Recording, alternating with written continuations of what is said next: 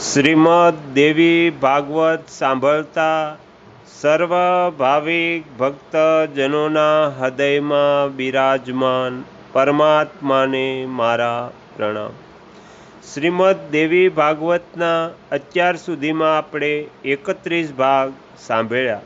આજે આપણે 32મો ભાગ સાંભળીશું। હરિ ઓમ। ધર્મરાજાએ કહ્યું, મહાસાધ્વી, તારા બધા જ મનોરથો પૂર્ણ થશે। હવે હું જીવોના કર્મફળ કહું છું તે સાંભળો। શુભ અને અશુભ કર્મોના ફળ સ્વરૂપ જીવો ભારત ભૂમિમાં જન્મે છે। આ જ પુણ્ય ભૂમિ છે। સાધ્વી, તીર્થ સ્થાનમાં રહીને સતત તપ કરે છે તેવા બ્રાહ્મણો બ્રહ્મલોકમાં જાય છે।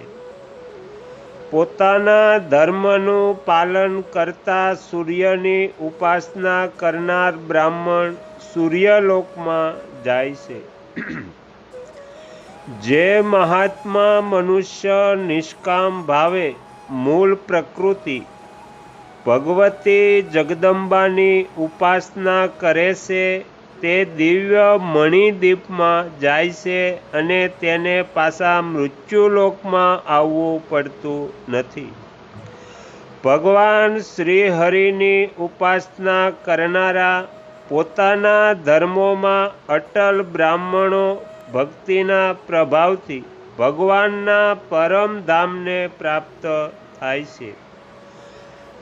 જે પોતાના ધર્મનું પાલન કરતા નથી તેવા આચારહીન કામનાઓથી ઘેરાયેલા લોકો નિશ્ચિંતપણે નરકમાં જાય છે। પતિવ્રતે બ્રાહ્મણોને અન્નદાન આપનારા પુરુષ શિવલોકમાં જાય છે અને આપેલા અન્નમાં જેટલા અન્નના દાણા હોય તેટલા વર્ષો સુધી ત્યાં નિવાસ કરે છે। અન્નદાનથી વધીને બીજું કોઈ દાન નથી અને હશે પણ નહીં। હે સાધ્વી, જો બ્રાહ્મણો અથવા દેવતાઓને આસન દાન આપવામાં આવે તો 1000 વર્ષો સુધી ભગવાન વિષ્ણુના લોકમાં રહેવાની સુવિધા પ્રાપ્ત થાય છે। જે પુરુષ બ્રાહ્મણને દૂધ આપનારી ગાયનું દાન કરે છે તે ગાયના શરીરમાં જેટલા રૂવાટા હોય તેટલા વર્ષો સુધી તે લોકમાં પ્રતિષ્ઠિત રહે છે। જે ભરતખંડમાં નિરંતર ભગવાન શ્રી હરિનું કીર્તન કરે છે તેવા ચિરંજીવી મનુષ્યને જોઈને જ મૃત્યુ ભાગી જાય છે।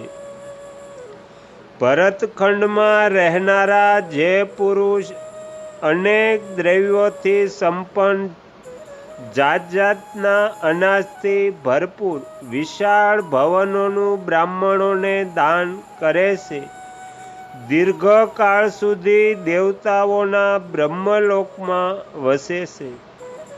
ત્યાર પછી તે ઉત્તમ યોનિમાં જન્મીને ખૂબ જ ધનવાન બને છે। જે મનુષ્ય કાર્તક માસમાં ભગવાન વિષ્ણુને તુલસીપત્ર અર્પણ કરે છે તે 3 યુગો પર્યંત વૈકુંઠમાં આનંદથી રહે છે। પછી તેનો ઉત્તમ કુળમાં જન્મ થાય છે અને નિશ્ચિંત રૂપથી ભગવાન પ્રતિ તેના મનમાં ભક્તિ ઉત્પન્ન થાય છે। જે વ્રતધારી મનુષ્ય ચૈત્ર માસમાં અથવા માઘ માસમાં ભગવાન શંકરની પૂજા કરે છે તથા હાથમાં છડી લઈને તેમની સામે દિનરાત ભક્તિપૂર્વક નૃત્ય કરે છે તે ભલે 1 મહિનો, અડધો મહિનો, 10 દિવસ, 7 દિવસ અથવા 2 દિવસ અથવા એક જ દિવસ આ પ્રમાણે કરે તો પણ તેને ભગવાન શિવજીના ધામમાં પ્રતિષ્ઠા થાય છે. જે સદા ભગવાન શ્રી હરિનો મંત્ર જપતો રહે તે ભગવાનના જેવું રૂપ મેળવીને તેમનો મુખ્ય પાર્ષદ બને છે. જે પુરુષ શુક્લ પક્ષમાં અથવા કૃષ્ણ પક્ષની એકાદશીનું વ્રત કરે છે તેને વૈકુંઠમાં રહેવાની વ્યવસ્થા પ્રાપ્ત થાય છે. પછી ભરતખંડમાં આવીને તે ભગવાન શ્રી કૃષ્ણનો અનન્ય ઉપાસક બને છે. જે પુરુષ દરરોજ પાર્થિવ મૂર્તિ બનાવીને શિવલિંગની અર્ચા કરે છે અને જીવનભર આવા નિયમોનું પાલન કરે છે તે શિવલોકમાં જાય છે. બધા યજ્ઞોમાં ભગવતીનો યજ્ઞ શ્રેષ્ઠ છે. વિષ્ણુ અને બ્રહ્માજીએ પૂર્વકાળમાં દેવીની આરાધના કરી હતી. ત્રિપુરાસુરનો વધ કરવા માટે શંકર ભગવાને પણ દેવીની આરાધના કરી હતી.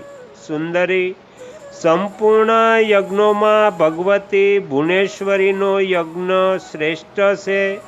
ત્રિલોકમાં તેના જેવો બીજો કોઈ યજ્ઞ નથી.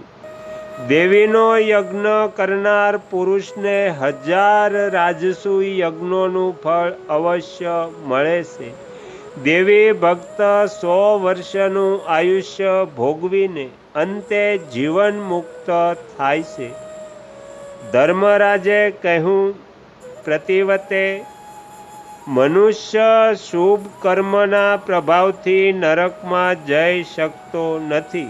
નરકમાં જવાનું કારણ છે અશુભ કર્મો. તેથી હવે હું અશુભ કર્મનો વિપાક કહું છું, સાંભળો. પ્રાણી પોતપોતાના કર્મોના પ્રભાવથી સ્વર્ગમાં જાય છે, પરંતુ અશુભ કર્મનું પરિણામ તેમને નરકમાં લઈ જવા વિવશ કરે છે. નરકના અનેક પ્રકારના કુંડ છે. સાવિત્રી, આ બધા કુંડો પાપીઓને દુઃખ ભોગવવા માટે જ બનાવ્યા છે. તો અહીંયા શ્રીમદ દેવી ભાગવતનો 32મો ભાગ સમાપ્ત થાય છે. હવે પછીના વિડીયોમાં આપણે 33મો ભાગ સાંભળીશું.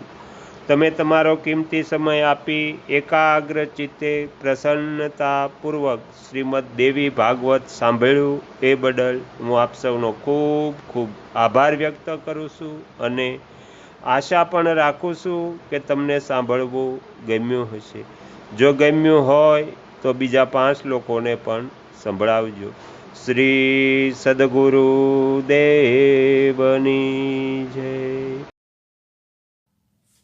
આગળના વિડીયો જોવા માટે આ ચેનલને સબસ્ક્રાઈબ કરો અને જો આ વિડીયો પસંદ આવ્યો હોય તો લાઈક કરો.